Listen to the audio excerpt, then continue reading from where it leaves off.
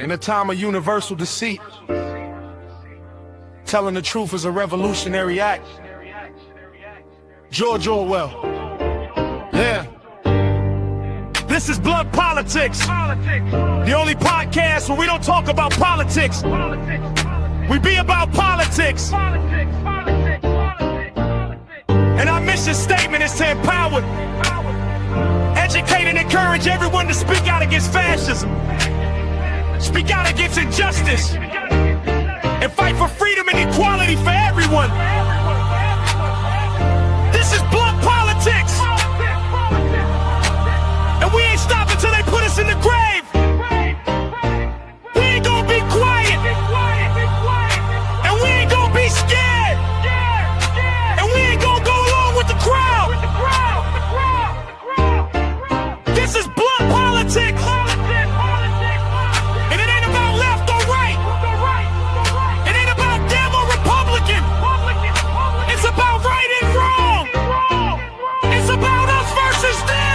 You guys ready to rock and roll? You guys ready to rock and roll? What do you say we get into another day of craziness, another day of nonsense in this political world that we live in? Welcome back to Blunt Politics. I appreciate you guys once again for joining me. Thank you to everybody over there on this space as well. Thank you to the Matt. Thank you to the mods. I don't know why I called him the Matt, but that should probably be his nickname for the rest of the time. We'll just call him the Matt from now on. But I appreciate you guys. I'm going hatless. I know I'm going hatless. I feel naked, but we'll see how it works. I also feel like the camera's like unbelievably colored today for some reason, unless my eyes are being weird, but we'll roll with it. Doesn't take much to get through this anyway. What do you say, guys? How are you guys doing? Early Sparks raid. What's up, Sparklers? Appreciate you guys. What's going on, Peter? What's going on, Damon? What's going on, Damon 2? We got 2 Dames in there. Appreciate you guys. Dame squared. What's up, Just Saying? What's up, Laney? What's up, Will? What's up, Julie? Appreciate you guys. What's up, Jackie? What's up, Flipper?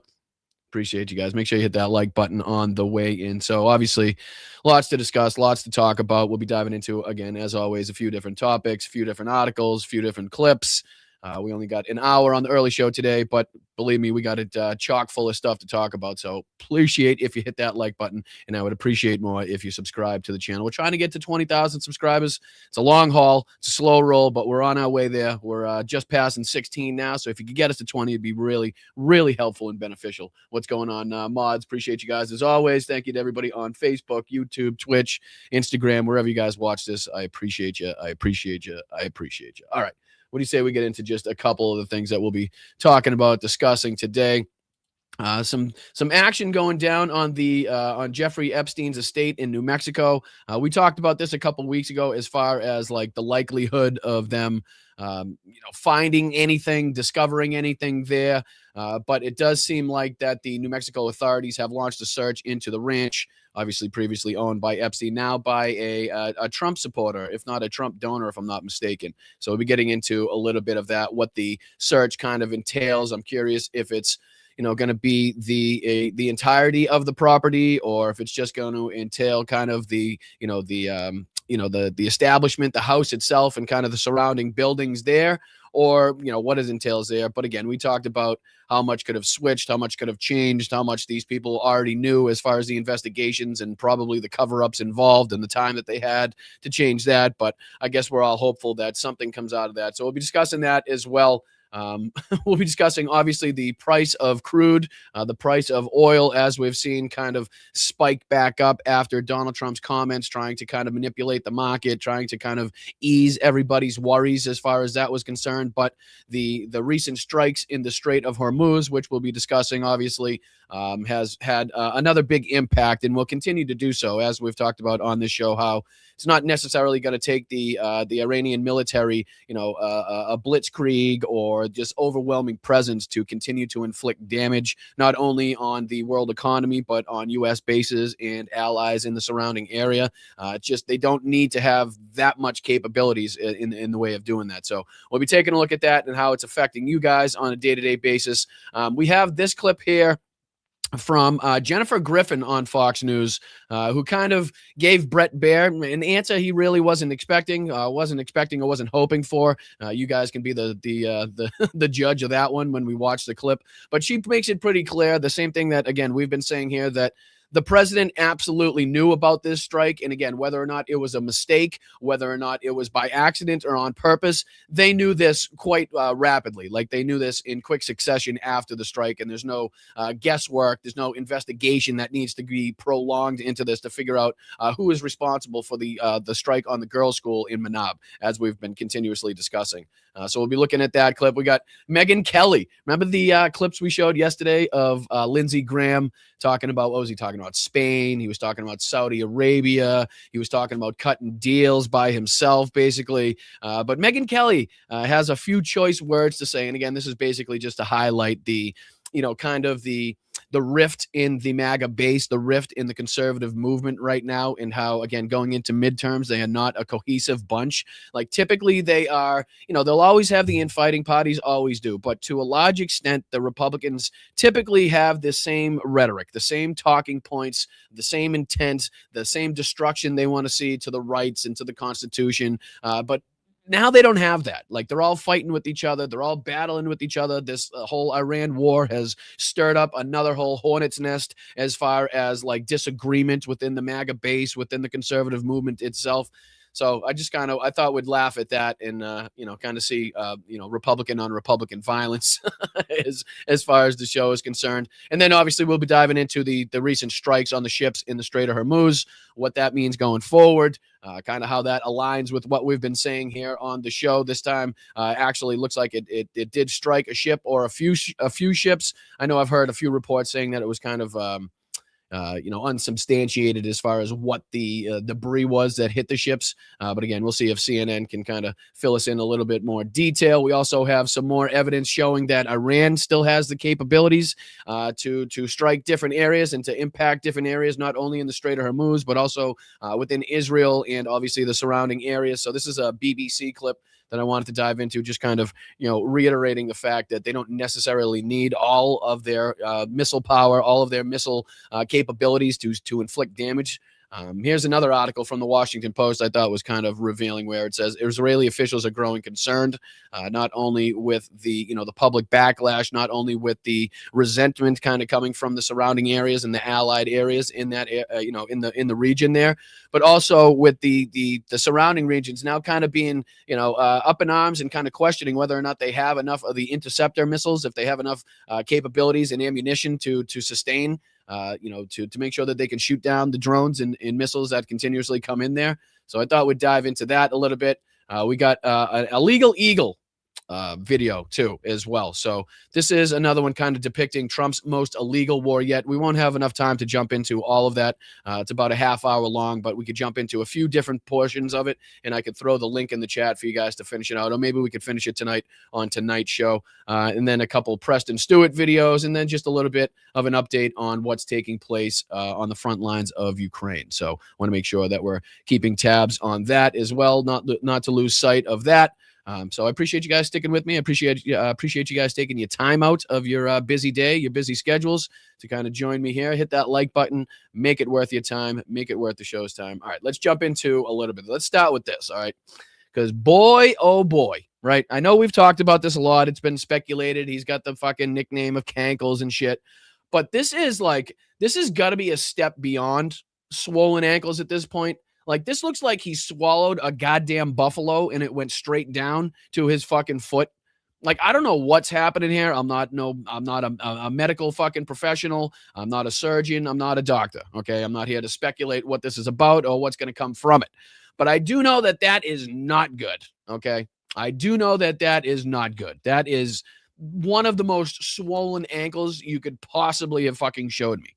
And, who's my grandmother was also, anytime she was out and about, she'd kind of have the same kind of effect. But again, I've never in my life seen anything to that extent. I mean, that looks like an elephant's foot wrapped in a leather Italian shoe. I'm sorry. That's what that looks like. Okay. Looks like Dumbo escaped the fucking zoo and somehow found his way into an Italian leather shop and got himself a nice spiffy pair of shoes is what's going on. And then decided to throw on a pair of slacks, I guess. I don't know. That's what that is. I couldn't tell. Is that an animal with fucking shoes on, or is that the president of the United States? Because that's horrendous. Okay. Like, what do you make of that? You know what I mean? What do you make of that? And I know, like I said, it's been well speculated on and people have talked about it. It's nothing new, but it kind of seems to come and go. But is this stress related? Is this because of the pushback and the backlash he's been seeing from from the war he started here? I don't know, but that is obscenely fucking swollen. Okay, that's a lot of fluid. that's a lot of fluid. I mean, I guess if Israel's going to keep hitting desalination plants, we could always take the fluid out of Donald Trump's fucking ankle. Sorry. I know it's gross. My bad. I apologize. But again, I just wanted to start off with that one because, like I said, I've seen it happen. I've seen it reported, right? I've seen it talked about. But to this extent, I don't think we've seen that. Like his pants can't even fucking cover it at this point. Looks like he's wearing shin pads, right? Looks like he's a goalie in hockey and he has slacks covering his pads. That's crazy. That's crazy. That is crazy. All right, next. Sorry, but I do want to just dive on to this story because this is something that I'm sure everybody has been kind of waiting to see as well. This should have happened a long fucking time ago. But now it's being reported that New Mexico authorities have launched a search into the ranch that was previously owned by Epstein.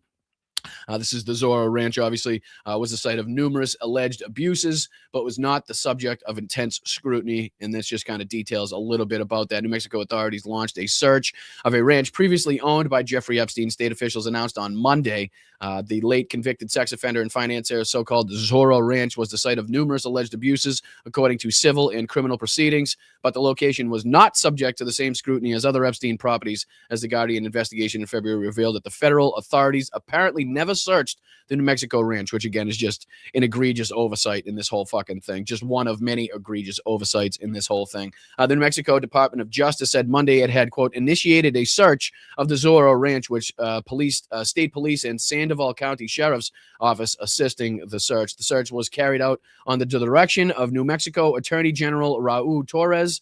There has been renewed attention on Zorro Ranch. It doesn't seem to give too much detail. I don't know if there's like a way or an ability to get the actual documents stating what they're allowed to look at, what they're allowed to search, what the search is going to detail. But as far as this is concerned, I don't think there's too much kind of revealed. But I think there'd be a big difference between the entire property, considering how much, the expanse that the property is on, and kind of the established buildings on it itself. Oh, thank you, Jen. Appreciate that. Thank you so much, guys. School picture debut, Snazzy. No, I felt like going hatless for one day. I felt like going hatless. You never know. Sometimes I wake up on one side of the bed. Sometimes you wake up on the other. You just never know. But I appreciate the contribution. And you too, guys, can contribute just like Jen there in the chat. You can give a super sticker, a super chat, or you can reach up top there on the Venmos. All you got to do is take a picture with your phone, send you right to the Venmo. $1 or $2 is all I ask for. Or you can, sign up just underneath me for a YouTube membership or hit the Patreon at patreon.com/Boston Brian. Other than that, there's no ads, no sponsors, no backers, no content hidden behind a paywall. You don't have to pay to see any of the content. We try to do it the right way, or at least what I consider the right way. So if you guys could, bust out a buck and try your luck in supporting some independent media, that would be greatly appreciated. So we go on here, though. There has been renewed attention on the Zorro Ranch since the U.S. Department of Justice recently disclosed about 3 million documents related to Epstein. The search comes several weeks after Torres announced the state would reopen the 2019 investigation into claims of illegal activity at Epstein's ranch. The state said it had put the case on hold at the request of federal prosecutors in New York, who were carrying out the second investigation into Epstein's sex trafficking scheme, which led to his arrest. I don't know if you guys recall that we played a video, I want to say a couple weeks ago at this point, of a young kid who happened to have stayed on the ranch at some point. I guess his father, I forget directly what the affiliation was, but his father was like the property manager or, took care of something on the property there. So he got to stay there, and him and his buddies were out kind of dirt biking or ATVing, and they ran into Epstein. But he had said that, so much has changed and enough time has passed where anybody that would get in there would basically have remodeled the place. Any DNA would obviously be very difficult, if not impossible, to get at this point.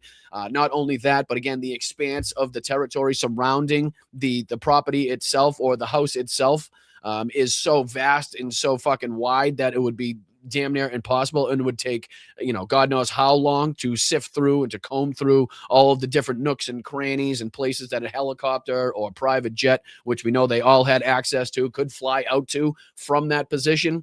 You know what I mean? So, I mean, we could tell that is a very uphill battle, not only with the time passed, with the criminals involved and them trying to cover up and make sure that, investigators or, again, like, so if witnesses try to say, okay, well, show me a picture of the place. And I remember, okay, I remember coming out of that room. I remember that bathroom and this person was sitting on that ledge. Well, if that's all been remodeled, if that's all been changed, then there's really nothing left to corroborate or to, spark any memories or to jog any memories from witnesses or survivors that would pinpoint who was there, where it was. I mean, you can see the difficulties involved here. So it also says here that the state legislators have also established a, quote, truth commission to examine activity at the ranch. The bipartisan commission, which is made up of 4 state lawmakers, issued a statement on Monday saying that it welcomed the action by New Mexico Department of Justice and commends Attorney General Torres for taking long overdue steps to investigate the former Zorro Ranch. Quote, what should have been done years ago is now underway, and we are grateful to the people of New Mexico and survivors everywhere of finally being heard. For years, this property has stood as a symbol of unanswered questions. Today marks an important step toward the transparency and accountability that justice demands. The commission said that it is in active communication with the New Mexico Justice Department regarding the results of the search, and at the same time, the commission will be conducting their own independent investigation. The sprawling 10,000-acre, 4,000-hectare ranch is located outside Santa Fe. I mean, you can see just what we're talking about as far as expanse and how much territory they'd have to cover there. Epstein allegedly abused teenage girls and young women there with impunity. According to testimony from several women survivors, detailed a range of horrors that they said unfolded at the isolated plot of land. It was a location where powerful men allegedly visited, including a former New Mexico governor, and it was also proposed a setting for Epstein's reported plans to spread his DNA across the human race by impregnating as many women as possible. The Guardian's investigation last month revealed that prior to the state's recent reopening of the case, there appeared to be no active criminal investigations into the ranch. So you can see how long overdue this was. I think it actually does state who the owner was here. Yeah, the property is currently owned by Don Huffines. Don't give a shit if I'm pronouncing that wrong. A Texas businessman and the Republican candidate for Texas State Comptroller. Isn't that funny? And I'm sure at some point has given money to the Republican Party or Donald Trump specifically. So the connections there, I mean, they're pretty uncanny when we continue to talk about the relationships and who now occupies these properties and, the past dealings that they've had and just who they're friendly with now, the administration. I mean, where's Alex Acosta? Where's all the rest of these people? Where's Steve Bannon? Who's he affiliated with? Who's he associated with? You know what I mean? I mean, it's just crazy the amount of people that continue to be named and listed and talked about that are either actively inside of our government, affiliated in a secondary position with somebody in our government, best friends with people in our government. And you'll wonder why it's, still actively being covered up. But, at least some motion, at least some movement. Again, I'm very skeptical typically of most things. But here to think that anything substantial is going to come from this, and this isn't just kind of like, almost like I don't know. I don't want to call it theater because it's definitely necessary and it has to be done. But again, I'm just, with all the time it's passed, knowing what we know about the devious nature of these fucking criminals and them really, really, determined to cover up their crimes. I'm skeptical that anything substantial will come for it, but let's hope and keep our mind open to see if anything else comes from that. So other than that, we kind of have to move on to the main story, which is the strikes inside the Strait of Hormuz and kind of the secondary impacts that we've continued to see, not only with oil prices, but as it trickles down to you putting gas into your vehicle. We've now seen a substantial jump just today, even since I started looking at this morning. I think it was at about 83, 84 when I started looking at it. The WTI crude is now up to 87.60, plus 4.9%. And you can see a lot of green on there as well. So again, the impacts have already been felt, and they continue to be felt along the lines of like the Strait of Hormuz, the disruptions to the world economy, the different shipping the shipping companies not allowing their ships to go through the strait, the insurance companies being like, hell no, like you're gonna have to pay a fortune above and beyond what you thought you were already considering was to be a fortune to even think about going through there. And people, they're more than happy to just sit there with their anchors in the water and let the fucking price go up and down and let it fluctuate and just hope, when they eventually get through there that the price is well above $100 a barrel. So, the oil that went into these ships at what, $55 a barrel, $56 a barrel it was, is now sitting on these ships at 80 something dollars a barrel, right? Was up to over 100 at one point. Has kind of seen fluctuations depending on what Donald Trump comes out and says as far as his bullshit and propaganda to try to ease, the pain that he's seen and what he's caused on the world economy. But again, there's nothing better to look at than the concern from the entire globe here on what this means for them and their wallets and them and their ability to consistently live their daily lives, considering what's going on and the hurt that's causing to them. So not only have the prices jumped, but we've also seen ships actively attacked. So let me jump to this one. And this is a CNN clip just kind of detailing the 3 ships that were struck in the Strait of Hormuz, the secondary impacts, why we've seen the price kind of spike back up, and kind of the inconsistencies in how, this isn't going to be figured out anytime soon. I don't think. Like, this isn't going to straighten out. This isn't going to level. It's going to continue to go up, down, up, down. We could see the record highs. We could see it come down with Donald Trump's bullshit. We'll go back up when the Iranians continue to lob, drones and missiles into the strait. So let's see if we can jump into just a couple minutes of this and get some more details on what took place with these ships, what it means going forward, and what people are saying about it. So hit that like button again. I appreciate you guys. I'm Boston Brian. Let's jump into this.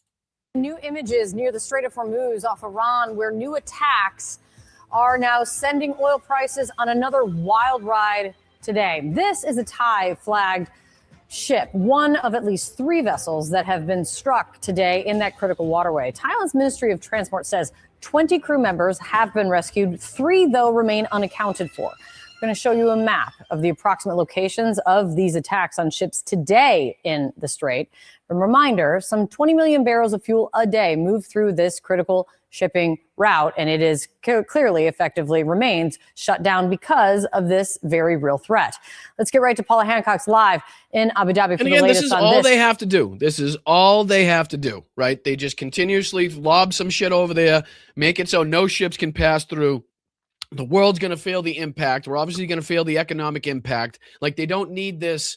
Like, they don't need this overwhelming, like, D-Day type of invasion landing. They don't need to necessarily take out more bases or take out more soldiers than they're losing on their end. They don't have to have this, like, I don't know, Leningrad type siege that the Germans held, which, lasted some 800, 900 days and killed, nearly 1 million people, 1 million civilians. They don't necessarily need all that. They just need to be able to disrupt shipping enough to make it so that these companies and these people in the insurance companies don't want to send, again, a large, substantial portion of the world's oil that flows through here. And we're going to see the economic impact. Not only that, but to continue to lob drones and missiles into allied nations, continue to lob drones and missiles into U.S. bases, into Israel.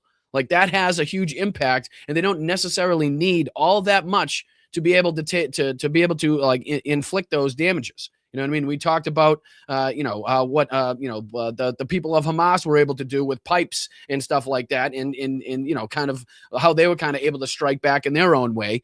It's just that's all it was covered. You know what I mean? It was talked about, and that's all they really have to do is have this talked about, have it covered, have these ships scared to go through. You know what I mean? That's basically all they have to do. What are you hearing here? Speak. Well, Kate, we just heard from the the UK Maritime Agency, and they say that as of now, they believe that about 13 vessels have been impacted since this war started. Now, you mentioned that Thai-flagged ship. We have some more information on that as well from authorities. They said that there was an explosion at the stern and then a fire broke out in the engine room. Now, this is believed to be where those 3 missing sailors were on duty at the time. So 20 rescued by the Omani Navy. We know that the captain told the crew to evacuate. They got in lifeboats and were then saved, but 3 still missing at this point. So it is a great concern that Iran appears to be ratcheting up these attacks on vessels in the Strait of Hormuz and in these very critical waters. Now, one of the vessels we understand was a cargo vessel, so we're not just talking about the restrictions of oil getting to where it needs to here. There's a lot more that there are concerns of. Now, a quick look at what else has been happening since Iran has said that it's going to have its most intense and heaviest operation. We do appear to be seeing a fairly consistent retaliation across the Gulf nations. Here in the UAE, we have... Again, that kind of goes against everything that Pete Hegseth and Donald Trump have been saying, Marco Rubio have been saying about kind of obliterating the abilities of the Iranians to strike back, taking out this number or that number of sites and this many people in their leadership and this many drone and missile, this many missile factories and stuff like that. But again, consistently not mentioned the drone capabilities, not mentioned the drone factories, not mentioned, again, the effect that they still have and the ability that they still have to impact not only global shipping, but also the bases and the surrounding areas. It's just something that they're not talking about. They're talking about how this is a victory. They're trying to get 1 foot out already. They're trying to give themselves kind of this off ramp to kind of claim victory, even though the original intent there, the regime change, has not been accomplished and seems to be taken off the list of goals completely. But again, it just goes to show that it doesn't take much in order for this to become and stay a huge problem as far as this is concerned, this situation. Been hearing a number of different waves of interceptions. Dubai Airport, there were 2 drones that hit nearby. We understand that 4 people have been injured there, authorities saying in the vicinity of Dubai Airport that fell. Flights have started to take off. So again, these were the Iranian strikes you can see on the screen. I'll hop out of the way for just a second here. You can see Iran strikes updated morning of March 10th, 2026. And just kind of the widespread nature of not only the missile and drone attacks, but just how many countries are involved, just how many countries have to deal with this right now. You can see obviously the concentration of strikes near in the Strait of Hormuz as we continue to talk about. But just a clear depiction of how widespread this is and how kind of out of control and out of Donald Trump's hands it is at this moment in time.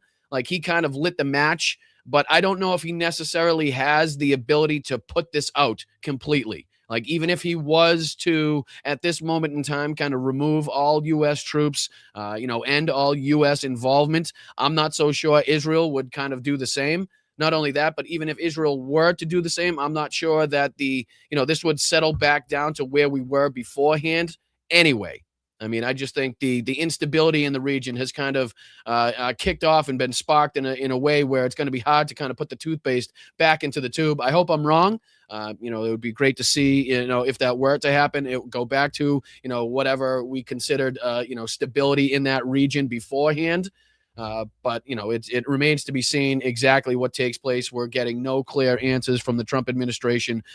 We've heard basically everything and all things that they could be said would know we're going to be there forever. We're going to be out of there in 2 weeks. We're just about done. We've won. No, we have a long way to go. We're still ramping up. Like, everything that they could possibly come out and say, they've tried, and none of it really makes sense, and none of it kind of aligns with what we're seeing as far as the realities on the ground. So now, though, we also know that in Bahrain, in Kuwait, in Saudi Arabia, they have also seen interceptions and alerts over the past 24 hours.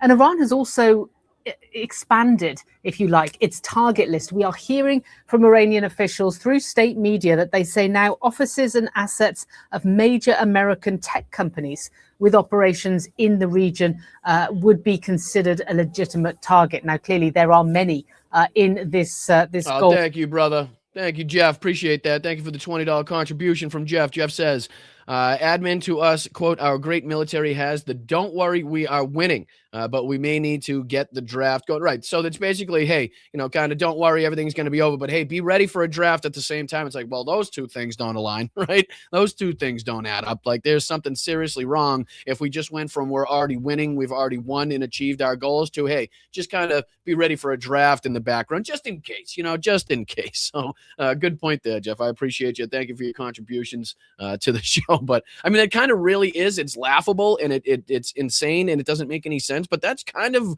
what we've been hearing, right? Like that's kind of right in line with what we've been hearing. Like be ready for a 2-week campaign, be ready for a 2-year campaign. Pete Hegseth has consistently said that Donald Trump has the ability in all the power in the world to kind of set a timeline, whether that be 17 years or fucking 7 seconds and anything in between. We've talked about how none of the achievements, none of the goals that they originally set out to do, as far as the main goals, the regime change, have been, have been seen, have been realized at this point. But now, again, they're kind of switching their goals around to the Navy, the nuclear systems, and the missiles. Again, as we continue to say, totally discounting the drone threat, the drone manufacturing and the capabilities that they still have on that front. Totally not discussing and talking about Russia and China's involvement in this whole thing. The strikes from Israel and the ground attacks in Lebanon that we continue to talk about. Like this is something that has kind of spread well beyond what I believe this administration kind of planned for, if there was any plan whatsoever, or kind of considered was to come from this. I think we're well past that point here. And here's just kind of another video, another clip here depicting the same thing. This is BBC talking about the cargo ships that were hitting the strait as well, but also the wave of launches and strikes that Iran has launched to kind of reiterate and reestablish that they do still have capabilities. Like, as much as Pete Hegseth and the rest of these idiots want to say they've already won, like, there's Americans in the region, there's bases in the region, there's American companies in the region, the shipping that we've talked about. Like, there's still a lot at stake right now. And again, it wouldn't take much, and it wouldn't take many Shahed drones to enact a lot of terror as this continues. So again, let's just dive into a couple minutes of this BBC. If this is kind of repetitive, if they go over the same thing, I just want to see if they depict and show any other of the strikes that Iran launched here. Projectiles, as they phrase it, in the last little while. One of them is a cargo ship that was hit in the Strait of Hormuz, close to Oman. That started. Probably started from the beginning. That's always good to do, though. You know what I mean? Hello. Countries around the Gulf are reporting a new round of Iranian missile and drone attacks. Qatar, Saudi Arabia, the United Arab Emirates and Bahrain said they were responding to incoming fire and warned residents to seek shelter. Drones have reportedly fallen near Dubai airport, injuring 4 people. A UK maritime monitor said a cargo ship was struck in the Strait of Hormuz, starting a fire and forcing the crew to evacuate. It comes after President Trump warned Iran over mining the strait. The US military says it's destroyed 16 Iranian mine-laying vessels near the Strait of Hormuz. The narrow waterway is the world's busiest shipping lane for the transportation of oil. That was the one of the the more recent kind of news releases that they've talked about, the 16 mine-laying ships that they've destroyed. When again, the article that I said was there was actually no report that they were out there laying explosives. As far as these boats were concerned, that may have changed as far as the reporting is concerned, but that's I believe it was the New York Times article that I was reading. If I'm mistaken on that one, I do apologize. But at least that was the reporting to that moment. But yeah, 16 Iranian mine-laying ships were destroyed. But again, to think that that's the only way that they'd be able to impact the Strait of Hormuz is kind of like, it's lacking in education. It's lacking in being, knowledgeable of the situation as far as drone technology and how that's advanced. And again, the dangers posed to the shipping channels and the shipping lanes and the ships themselves with the drones, and obviously the missile capabilities that they still have intact. But again, this whole thing has blown up to a point where, again, I don't know if they're necessarily going to be able to put the toothpaste back in the tube. And that goes for like the girls' school, the strike on the girls' school, as well as the lies we continue to hear from Pete Hegseth, from Donald Trump. Donald Trump doesn't know anything about it, but he's more than happy to point the finger at anybody else. The lies that he told about, the Tomahawk missiles being like, everybody's got one. You know what I mean? You go outside right now and people are probably walking down the street with a Tomahawk missile strapped to their fucking side, just ready to go. You know what I mean? It's America after all. But no, it's kind of ridiculous that, as we pointed out on the show, we talked about the countries that use them, how they're not in the area, the likelihood of Iran not only having these, but having the capabilities to launch them, considering what it takes to launch them, and then the ability to actually strike targets that they set out to strike using our U.S.-made Tomahawk missiles.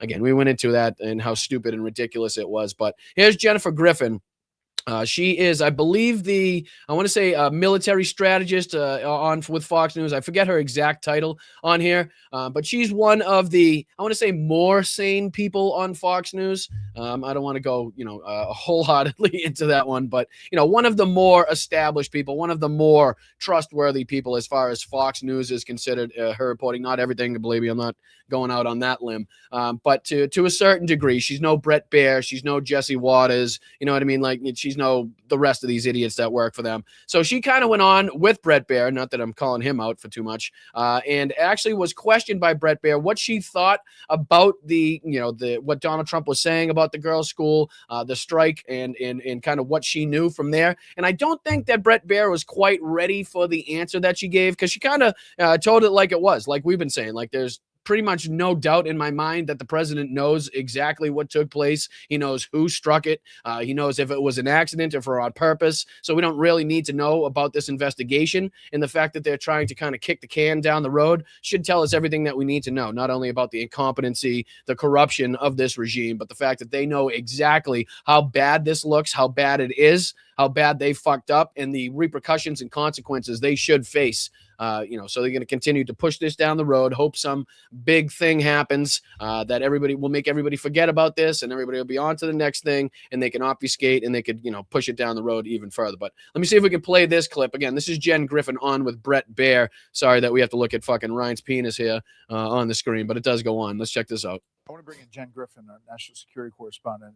One of the questions, Jen, in that news conference was about the strike on the girls' school that's next to a base in Iran, and it was a Tomahawk missile. The president saying Tomahawks are used by other countries, but an investigation. Brett sounds like Kristi Noem just shot his dog. I'm not going to lie.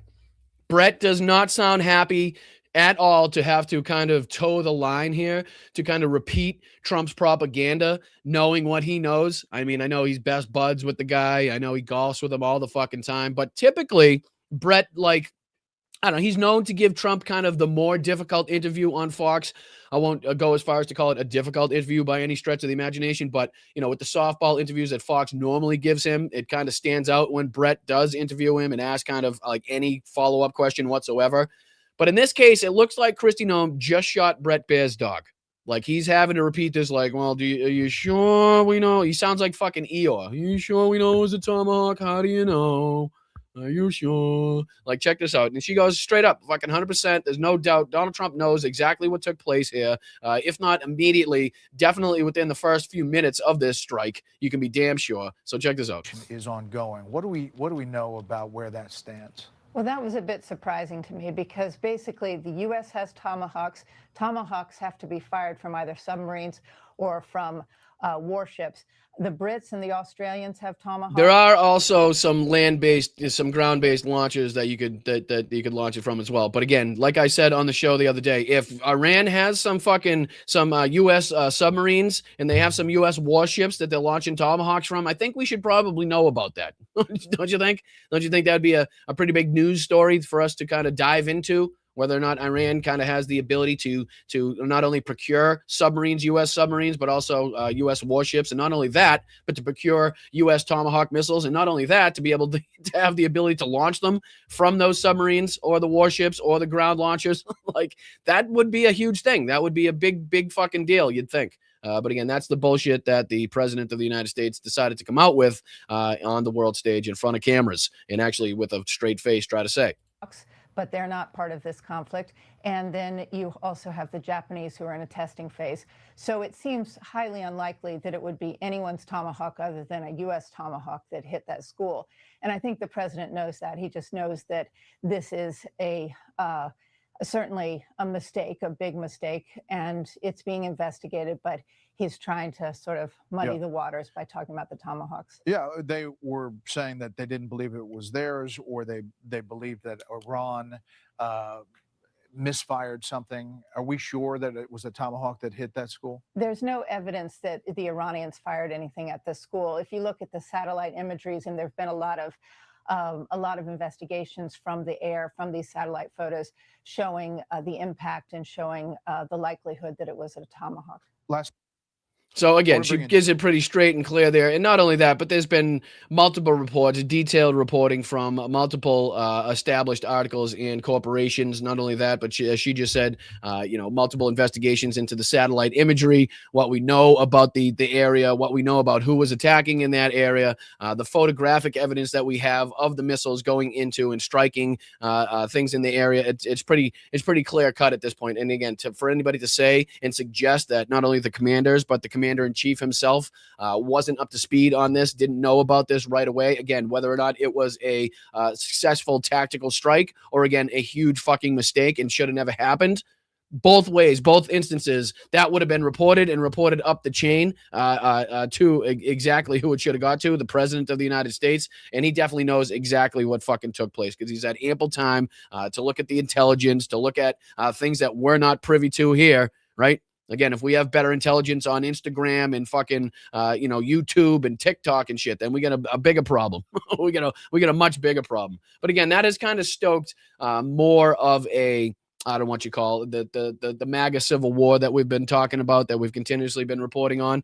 And again, that has stoked these people here, and like the people that don't want to see the war but still are kind of defending it will likely and be more likely to call out people like Lindsey Graham, but not Donald Trump himself, the person that enacted this stuff. I know to a point Megyn Kelly's been outspoken on this one. So but, for the most part, the same thing with the Epstein files. Like a lot of people in the MAGA base, the people that, weren't willing to kind of sit silent and wanted to speak up, kind of used Kash Patel, Dan Bongino, and Pam Bondi as their scapegoat. Rightfully so, because they should be picked apart. They should be fucking scapegoated, but they're only doing the bidding, the work, the following the orders of the great Führer himself, Donald Trump, and the fact that they continuously leave him out of the conversation is very telling on that. So basically here we got Megyn Kelly going after Lindsey Graham, calling him a homicidal maniac, and basically saying that he should be removed from television, never be allowed on television again. And I concur. I second that notion. But this is from Lindsey Graham's past statements again, not only talking about doing some sort of separate deal by himself with other nations, talking about how, threatening Spain, talking about Saudi Arabia, the UAE. I mean, the guy's been fucking going ham, talking about Cuba. I mean, this guy wants to see blood all over the place. He's talking about basically world domination, taking over the world, eradicating terrorism all over the world, which again sounds great in theory.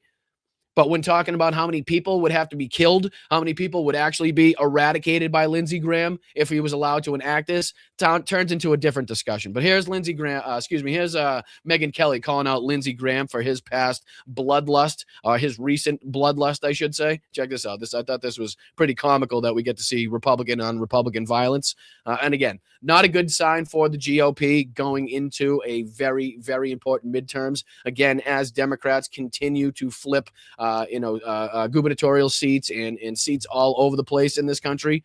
Check this out. Lindsey Graham is inexcusable and should not be allowed back on television. Period. He is frothing at the mouth. We're going to blow the hell out of these people. This guy... He is absolutely shit-faced. In every single one of these clips, the guy is just smashed, okay? Looks like he's in Southie on St. Patrick's Day, for Christ's sakes. This guy just can't hold his liquor. Listen to this. We're gonna smash and take over the world and shit. Fuck, Cuba's next. This is this guy. Frothing at the mouth. We're going to blow the hell out of these people. We're going to blow the hell out of these people. And I don't mean with bombs. That's just what I do on the weekends.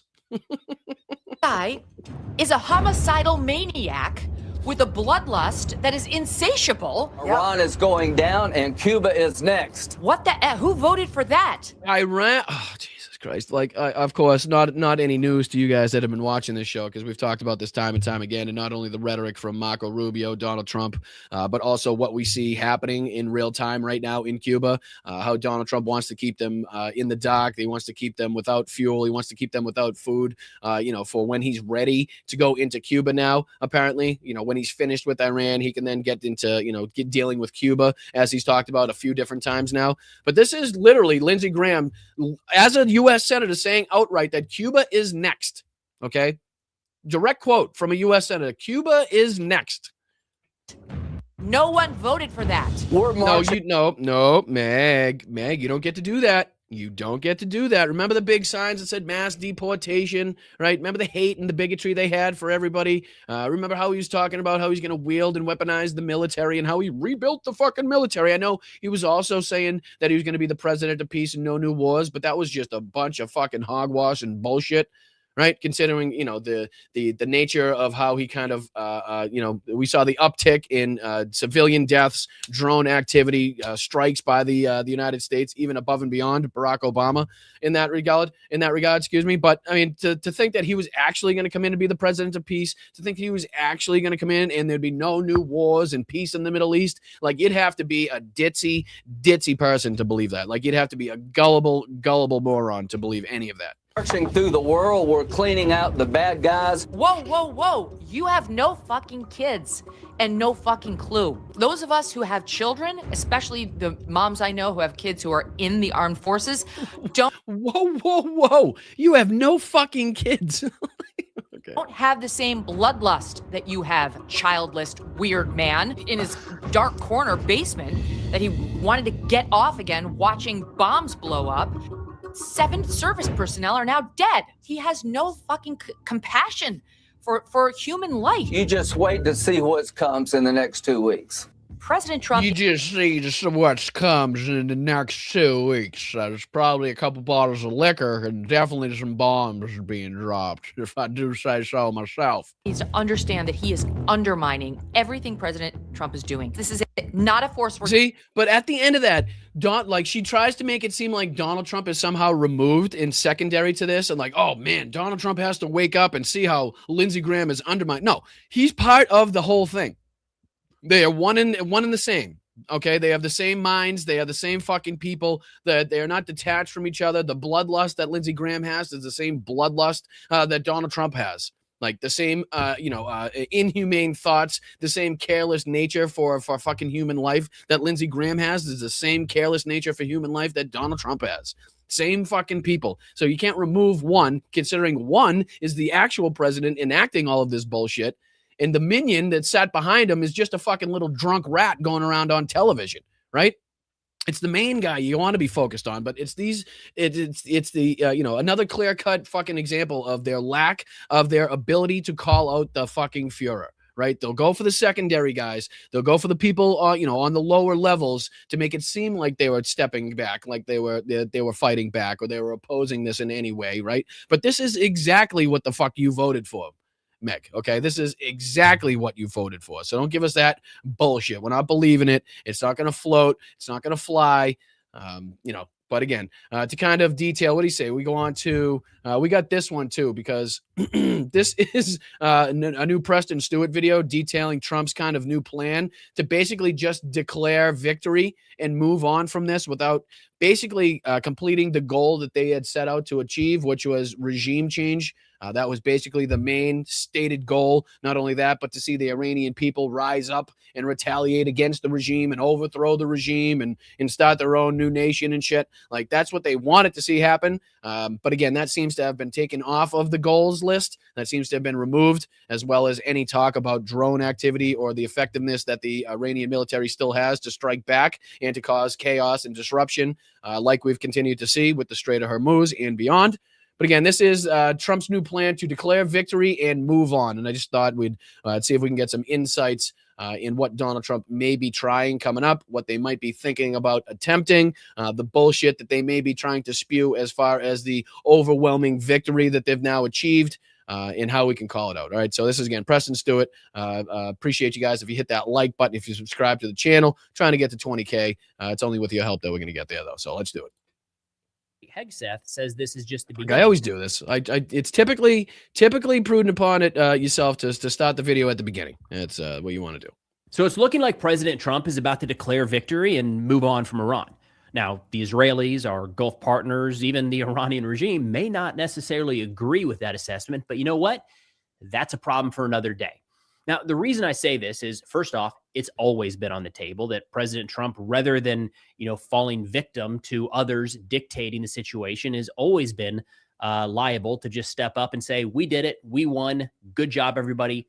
Come on home. let's move on. But and what an absolute disaster that would be for the Trump regime, right? An absolute disaster. As much as you have people like Josh Hawley and the rest of these fucking morons trying to make the rounds on TV and on news, trying to make it seem like we've already achieved all the objectives, we've seen everything we wanted to see, and that we haven't just basically kicked off the destabilization in the region for absolutely no reason. Meanwhile, we have the same regime, the Ayatollah's son still in place. Not only that, but them, actively trying to seek out people that were willing to work with the United States, that were out there in the streets protesting and chanting against the regime, that were willing to take up arms against this government. So they're going to see the reprisals and retributions of that. So we've just kind of put more of the Iranian citizens at risk, the ones that we haven't bombed already and killed in the strikes that we've enacted on them, of course. But again, what have we actually achieved? I know they're going to talk about the nuclear capabilities, even though we obliterated that, 6 months ago. Somehow they were 2 weeks away again, but we've, isn't there a clip? I think I actually have a quote from Lindsey Graham. I don't know if I actually pulled it up. He's got another quote out there where he says something along the lines of, when this war is over, we're going to annihilate their nuclear capabilities. Okay. So does somebody actually want to tell him about the rhetoric and the bullshit and the propaganda that Trump was spewing about 6 months ago? Because somebody may want to fill him in, because that's already been achieved, apparently. That's already been accomplished, right? So again, one of the stated goals of the U.S. military right now was already achieved 6 months ago, supposedly, allegedly, right? From the reports and from the statements by this Trump regime. But again, somehow it's now back on the table as one of the main goals, one of the main established goals of the military in Iran right now. As we've repeatedly talked about how ridiculous it is for him to continuously say it was, obliterated, and then to try to, spew the bullshit and to try to propagandize and to believe us they were like 2 seconds away again from another weapon. But again, we go on because what will the victory consist of is a big question. So I don't think it's going to have the look. I don't think it's really going to make him seem like the alpha man on the world stage. And I don't think he's going to be very happy with what happens in the region in retaliation and, in the days following this, in the months following this, in the years following this, considering kind of the acts that have been kicked off, right? What we've already seen take place so far. In just the last 24 hours, we've seen a number of indications suggesting that President Trump is leaning more in this direction. For starters, yesterday, he said we won. He said we're going to keep winning and we have more winning to do, but we've effectively already won, which, kind of shows his hand a little bit. We've also seen what appears to be a shift in the U.S. objectives for this war, from 4 down to 3, removing one of the most challenging aspects that we laid out in the initial rationale for going to war. And then lastly, it's getting a little bit out of our control. No doubt there are second and third order effects that may not have been anticipated that are having very significant regional and global And again, impact. I think he's putting it very mildly there. I think it's very evident that there were multiple, if not all, of the secondary impacts that came from this were not planned for. Again, we talked about the bases, how they weren't very well defended. We talked about how there were still are ample Americans in the region that were not, removed from the region beforehand or notified beforehand in some way, shape, or form to get themselves out of harm's way. Just the secondary impacts on the oil, on the world economy that we've seen. You guys, what you're paying at the pumps. There's multiple different secondary impacts that I don't think anybody really thought of in the Trump regime. It might be, and you might be able to kind of convince me at some point in time that it was the generals that kind of made Trump aware that it was a possibility. But again, I'm not believing and I'm not buying by any stretch of the imagination from what I've seen from the military leadership thus far that they were in any way opposed or, tried to stand up and say no to this. I'm just not fucking having it.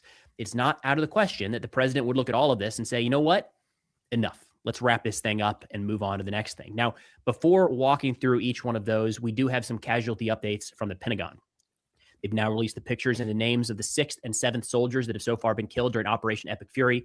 Starting here, we have Chief. And this was the dignified transfer that Donald Trump, again, was too busy golfing to attend. As you'll see here, he'll pass J.D. Vance, Pete Hegseth, and a few of the military leadership there, but no Donald Trump in attendance for the dignified transfer of Army Sergeant Benjamin Pennington there, as we talked about on the show. 3, Robert Marzan, 54 years old, of Sacramento, California. Chief Marzan was killed on March 1st in Kuwait during an Iranian drone attack.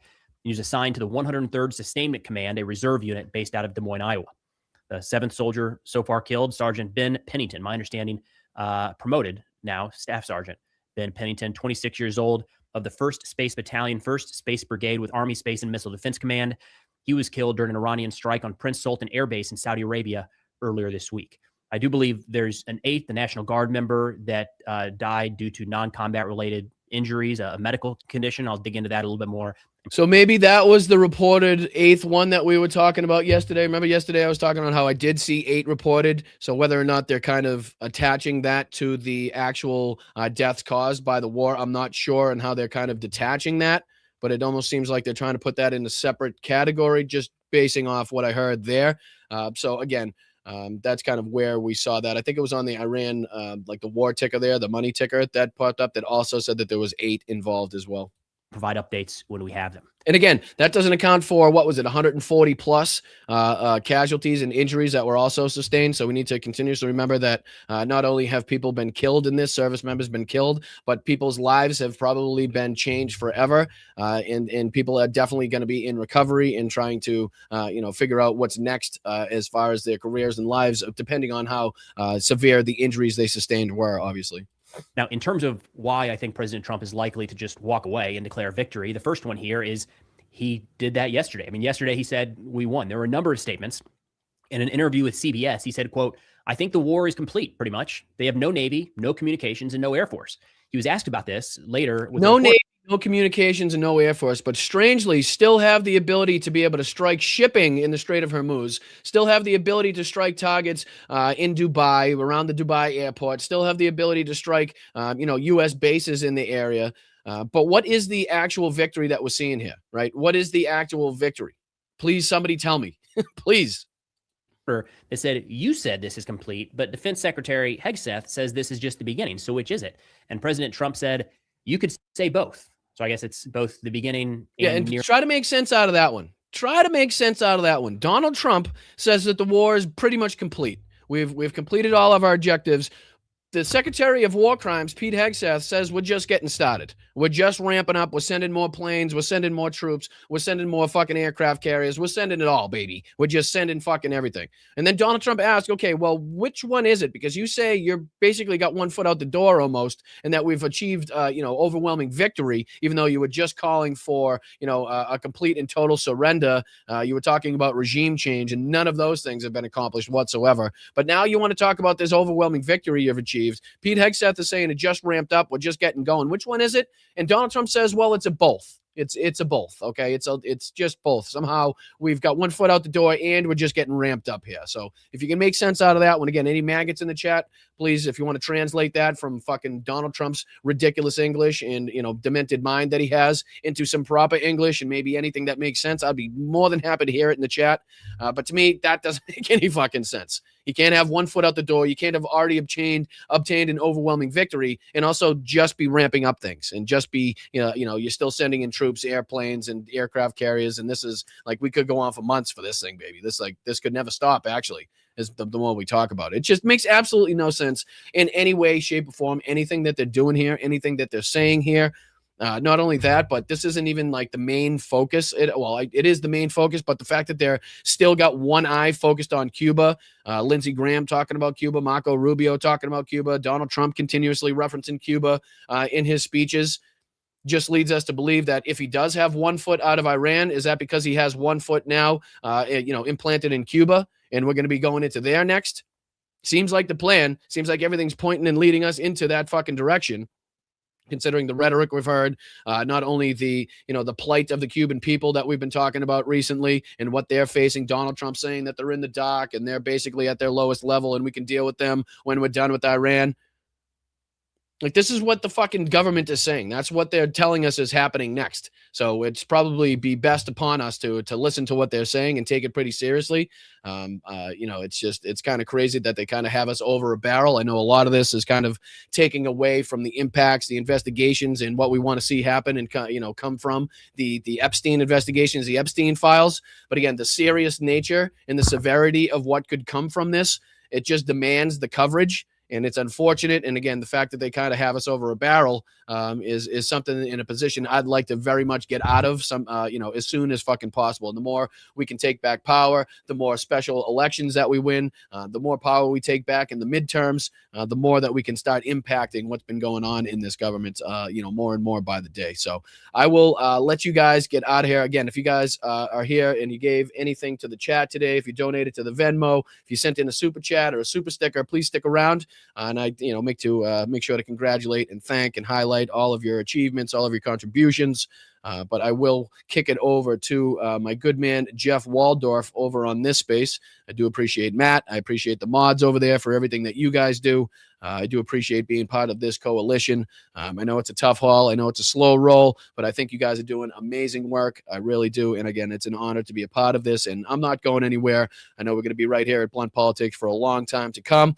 And with your help and your contributions, we'll be able to climb up that ladder, and hopefully we'll start, being able to sway some opinions in there and start being able to kind of, make some waves. Let's create some waves in this political space. That's what I want to do. I want people to start taking notice. I want people to notice the chat. I want people to notice how fast we're growing and that stuff. So it would be really, really nice if you guys could hit that like button, subscribe to the channel. But I do appreciate everybody on this space. Thank you to the mods, and I'll kick it over to Jeff. I appreciate you, Jeff. Make sure you kick some ass, dude, as you always do. Thanks, guys. I appreciate you. All right. Now, you guys over here on the Blunt Politics side of things, stick around so I can thank you, beautiful people. Let me see if I can, what would help too is if I had a phone so I could check the Venmo and say thank you to the people. So give me just a second. There it is. There it is. Somebody threw it on the floor. That was very nice of them. All right, let me see if anybody was kind enough to chip in over the old Venmos. I do appreciate you guys. Thank you for sticking with me. Thank you to the mods as well for everything that you guys do. Who timed? Oh, Nancy. Let's go, Nance.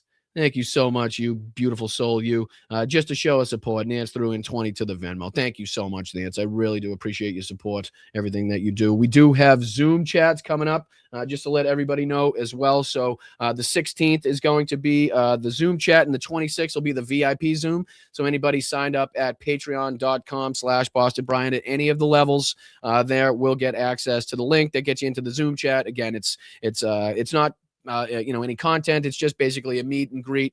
We just kind of shoot the shit, talk about sports, politics, your pets, the weather, whatever you guys want. Just a better chance for you guys to get acquainted with the accounts and the screen names that you guys continuously see in the chat and the people behind those screen names. So good opportunity for the community to get together. So the 16th and the 26th. Okay. So the 16th will be just before St. Patty's Day. I got a surprise for you guys on St. Patty's Day. Hopefully I'll get some footage from that too. We'll be showing you guys that. And then the 26th will be the VIP. So I just want to make sure of that. And then also another reminder for Marsha over in Batavia, Illinois, if anybody would be able to assist in helping her with her upcoming surgeries and stuff. If anybody knows anybody in the area, if anybody knows any services in the area, that would be great. If you could reach out to Marsha, any of the mods, or, email the show directly, I'd be more than happy to help. And then also, if we could continue to throw the Tom Duggar link in the chat, that would be fantastic. I know you mods are all over that as well.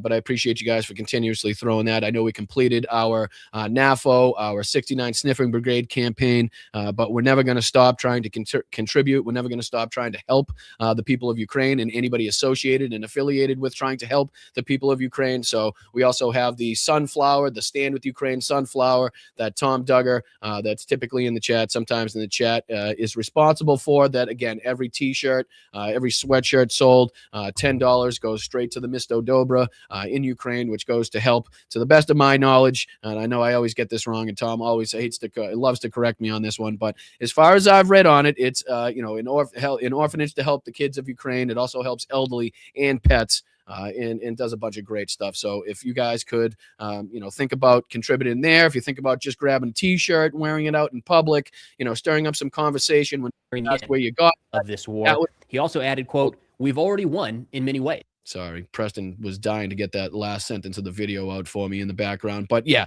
it goes a long way in helping. So like I said, we're never going to stop. We're never going to rest. We finished one campaign, and, while we're waiting on the next to try to contribute, let's highlight any individuals that are willing to help and support. Again, people that are willing to support this much, it's very rare, if not at all, you will ever see that much of a contribution per sale go to an institute that is known for doing great work in such an important fucking moment right now. So again, let's think about if you have the opportunity. I know it's a tough time here. I know we're all kind of scraping by at this point, but again, if you have the opportunity, if you can just share it out, and you know somebody that may have a little bit more of an opportunity to contribute financially, then we talk about that as well. You could do that. So I appreciate you guys over on Venmo. Let me see if I can start thanking everybody over here. What's up, Wes? What's up, you handsome bastard? Please hit the thumbs up. Thank you so much for your 23 months of contributions, loyalty, and friendship, buddy. I'll be seeing you in the Zooms, I'm sure. Thank you, Jin, as well. School picture day for you, Brian. Snazzy as fuck today. Again, just no hat. I figured I'd go naked head today. I appreciate you, Jen. Thank you, Jeff, as well, for the $20 admin to us. Our great military has this, don't worry, and we are winning. We may need to get the draft going again, showing the utter hypocrisy of the statements coming out. And then finally today, JD, I appreciate you, dude. Thank you so much. Going right in the swear jar. And again, don't forget, we got tonight's show coming up. We got a few things that we didn't get into today that we'll bring up on tonight's show. Again, I think we have some more opportunity to dive into this Legal Eagle video. So I think that's probably good that I didn't even start that yet. So this is Trump's most illegal war yet from Legal Eagle. So I think that'll be good for us to dive into tonight. We might be able to kind of check that out. Maybe not if in its entirety, but probably a good portion of that tonight, if we can. So please hit that notification bell. We're on tonight at 8:30 on the East Coast, 5:30 on the West Coast for another episode of the Blunt Politics Podcast, live stream / YouTube event, whatever you want to call it. All right. I appreciate you guys. Thank you as always to the mods. Thank you as always to the best chat on earth. I do appreciate you, and make sure you hit that like and subscribe button on the way out. All right. Thanks, guys. Let me see. I think it's this one.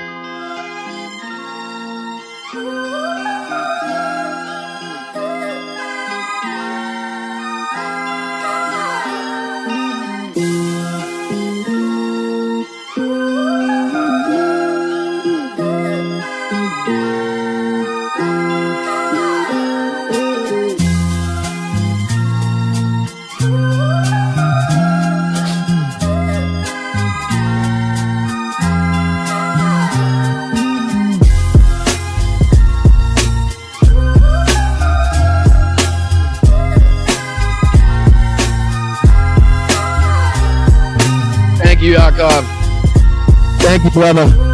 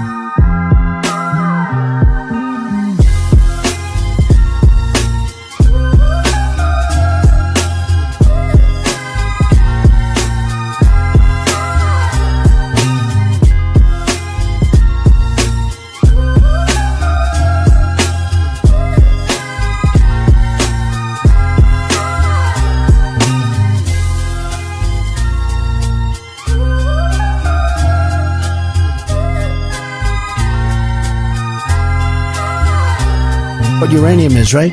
This thing called nuclear weapons and other things, like lots of things are done with uranium, including some bad things. Go fuck yourself. Bad news, bad news. Even when it's good news, it's bad news. We've endorsed JP, right? J.D. Mandel, and he's doing great. Where you going? Nowhere.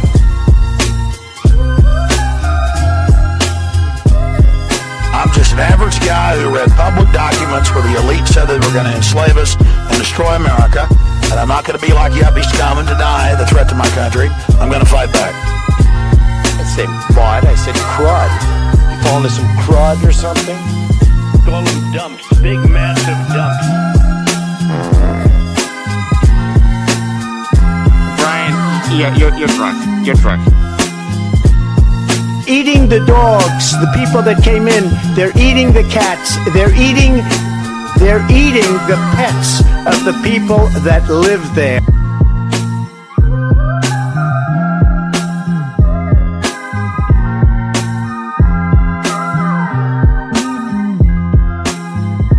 To officially name the undisputed, when did this come out? Nothing bad can happen, it can only good happen.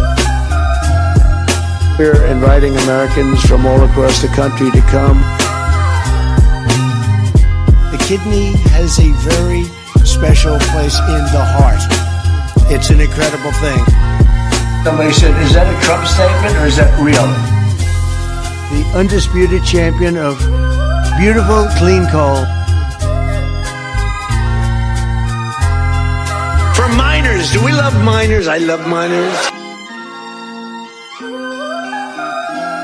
Hey, you got a little chubby going there. Taking it back to Nevada where he's wanted for banging horses. He says rectum damn near killed him. Oh, get those lights off! Off! Turn them off. They're too bright. Turn them off. It feels so lovely to be here tonight. What a beautiful out. Give yourself a round of applause. It's so lovely. Everyone's so lovely. I mean, they've been conserved since the time of lobsters, right? There weren't trees around when lobsters first manifested themselves on the planet.